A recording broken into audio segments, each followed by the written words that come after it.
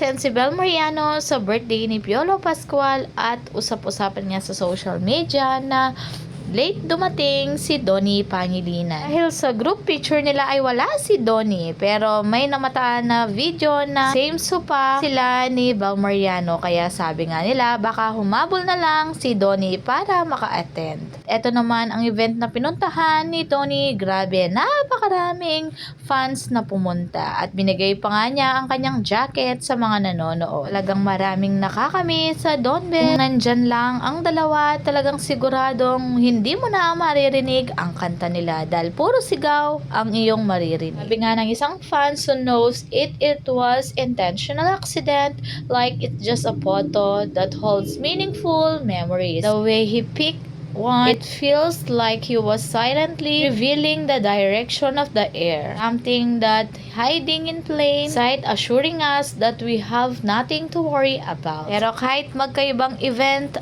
at hindi same date ang pinuntahan ng dalawa, dahil same host lang ang nag-host sa dalawa, ay talagang nagpa-picture host kina Donnie at Bel. Nga nila, sayang hindi same date na pumunta ang dalawa. Pero okay na yan, at least tiwala naman tayo. Hindi tayo lolokohin nila Donnie at Bel dahil totoo sila sa kanilang fans at sasabihin nila ang totoo kung hindi talaga silang dalawa. Dahil hanggang ngayon ay wala pa ring umaamin sa dalawa.